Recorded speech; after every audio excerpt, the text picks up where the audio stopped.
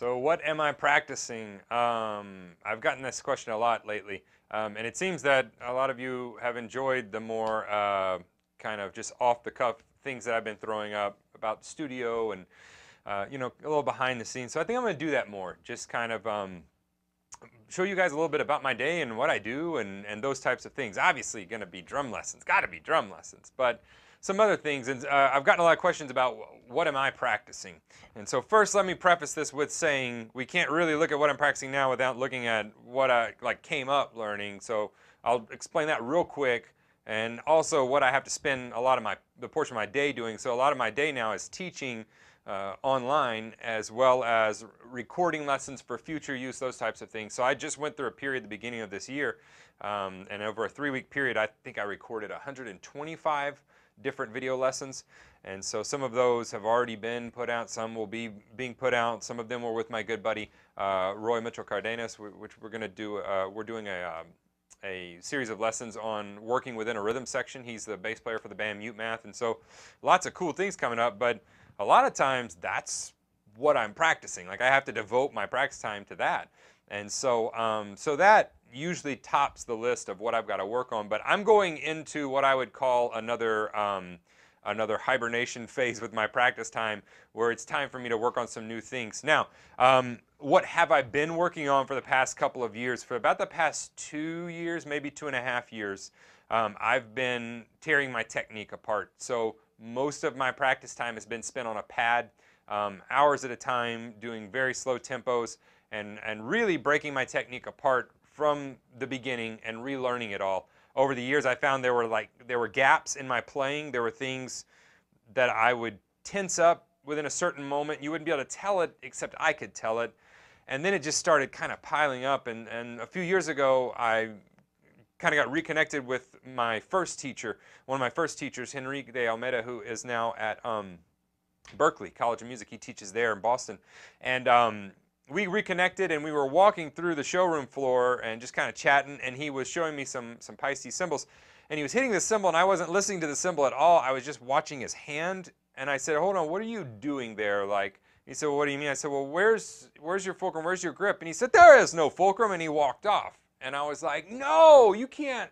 That is your potty mouth. You aren't allowed to say those words, you know, because that like destroyed everything. Now, he could say something like that to me because obviously there's a fulcrum, obviously there's a balance point for the stick, but we all too often equate fulcrum with grip, and they're different things. And so I just churned that over in my mind, and it would just come up. Like I'd wake up in the middle of the night and be like, what does that mean? What did he mean? And yes, there's a fulcrum, but it changes depending on how we're holding the stick, what position the stick is in. And so that led to finally, you know, me just having enough of the issues that I've been having my playing and breaking all of that apart. And so at that, now that I'm kind of coming on the tail end of that, I have not mastered everything I want to master. It's made me better at teaching technique. I find that my students get it much quicker now because I have had to go back through it myself and learn it from the beginning. And so that's been what most of my practice for the past couple of years has been. It hasn't been licks, it hasn't been cool things. It's really been some pretty boring stuff on the practice pad. Now I'm coming out of that. It's time for me to kind of get back on the kit and begin to go a little bit deeper with some concepts. And I've been looking for a couple of years for how I want to do that. So let's go with like what I came up doing. Henrique was my first drum teacher when I was 14, 15. And he got me hooked up with some of the classics, and that would be Gary Chester's New Breed. I worked all through that book. He got me hooked up with Shafee's Pattern series. We worked all through that. Worked through stick control, obviously, and then worked through, you know, Dave Weckel's rock play along back in the day. Future Sounds was a big influence on me. David Garibaldi's book when I was young. Matter of fact, there's a section in there on permutation, a smaller section, and it influenced me so much that later on I wrote a full book on just the topic of permutation. He just kind of touches on that lightly in the book. So all of those resources, Ed Uribe's Afro-Cuban percussion drum set, that book's a monster. All of those things I worked through. My different teachers, Henrique was my first, and he let me see that like you actually can do impossible things on the drum set. The guy is amazing if you've never seen him play. Just an extreme talent, and top notch when it comes to teaching. And then Dr. John Wooten was my professor at college, and he really gave me a love for the rudiments. He worked me through his rudimental reference book and really helped me love rudiments and percussion and just kind of get an overall well-rounded education at USM. Jeff Mills was another one of my teachers that I looked up to. He got me my first full-time professional gig in New Orleans, and I was able to watch him every night play and learn from him. And so he really helped me grow by just watching how he ran the band and that type of a thing. He taught me how to be a working musician. And then Harold Beausarge was my last teacher in college. And Woody Herman Big Band, Vince Gill, he's played with a ton of people. He taught me how to sing on the drums, and that taught me how to be a musician.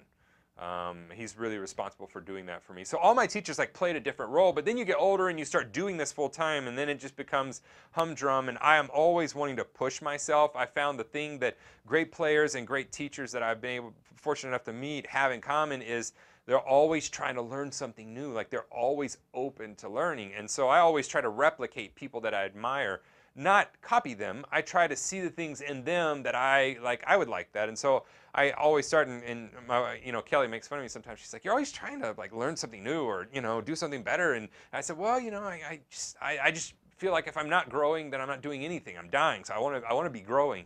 And so it comes with my practice time, and I'm about to go into what I would call a hibernation phase with my practice time, and that's where I just hole up and I'm working on really material to grow myself. And I've been looking for a couple of years on what I want to work on, and the technique stuff will carry over to the drum kit. I'll continue to incorporate that in there, become more fluid, smooth, hopefully. And the other thing I want to work on is my musicality, and that is my dynamics, my articulation, the depth of my groove, putting passion in what I'm doing. And then the material I think I'm going to use to work through that, because you could use anyone's material. There's tons of them. I just spoke with a couple of my old teachers yesterday. It's like a great day when you get to speak to both of them. And Jeff and I were talking, and I said, look, I've been looking at Dave DeCenso's stuff for a couple of years, and he worked through his program years ago and still goes back to that, kind of his techniques for working through things. And I've watched Dave play over the year. There's some things in there, mainly his flow, that I love and would like to add into my playing. I don't want to sound like Dave. Dave's his own thing, man. I don't want to sound like anybody. I want to sound like myself. But we use their material to sound like ourselves through that material. And so just the same way I worked through, Uribe stuff and Chafee stuff and Chester stuff, and I will tell anyone those are things you should go work through. Future Sounds, all of those are like classics. I want to kind of dive into Dave's stuff, and so that's what I'm going to be doing here in the next couple of years. And part of the reason I'm telling you that is because I want to have accountability. So you guys actually, check up on me. And I always love, I loved that Jeff, my old teacher, shared with me. I was one of his older students, more advanced, and he shared with me what he was working on, and hey, this is what I'm doing, and hey, I went and took a lesson from this guy. It's always inspiring to me to see my professors and my teachers, they were still taking lessons. Even if it was somebody teaching in their field, they were like, yeah, while I'm there, I'm going to get a lesson from them.